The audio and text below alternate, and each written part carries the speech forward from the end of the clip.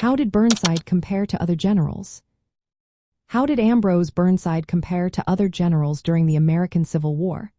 This question opens up a fascinating discussion about leadership and strategy in a time of great conflict. Burnside was a Union general known for his mixed record and the controversies surrounding his decisions.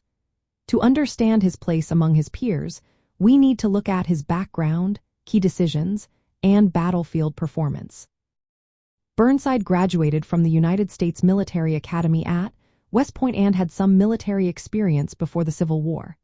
However, he was not among the most seasoned or aggressive commanders.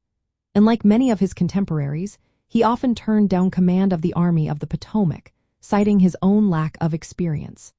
This self-awareness was not common among ambitious officers, but it showed his understanding of his limitations.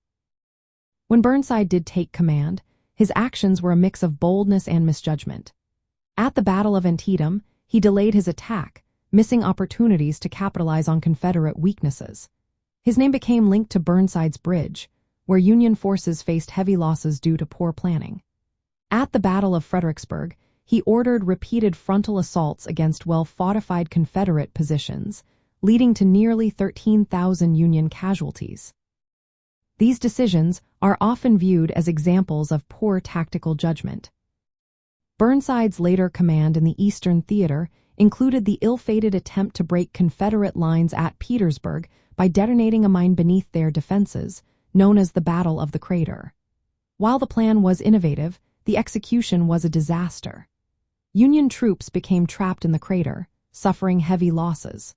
Although other generals shared blame for this failure, Burnside's leadership was heavily criticized. In comparison to other Union generals, Burnside was neither the most aggressive nor the most cautious. Generals like Ulysses S. Grant and William Tecumseh Sherman were more successful in adapting their strategies and achieving victories. George McClellan, though often criticized for being overly cautious, was effective in organizing and training the Army of the Potomac. Burnside, on the other hand, struggled to adapt to changing battlefield conditions, leading to unnecessary losses. Historians frequently rank Burnside below his more successful peers. While he was loyal and well-meaning, his record is marred by several high-profile failures. Some argue that his willingness to acknowledge his limitations was a rare quality, but it did not translate into effective command.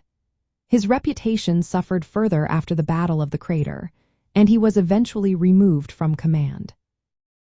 Burnside's experience highlights the challenges of Union military strategy during the Civil War. The Union needed commanders who could coordinate large armies, adapt to enemy tactics, and maintain troop morale. Burnside's difficulties in these areas illustrate the importance of experience, flexibility, and clear communication in military leadership. In the context of American Civil War military history, Burnside is often grouped with generals whose shortcomings had serious consequences for the Union war effort. His failures at Fredericksburg and the Crater are frequently contrasted with the successes of Grant and Sherman, who learned from their mistakes. Burnside's career serves as a reminder of the risks involved in promoting officers beyond their level of competence and the human cost of poor decision-making in war.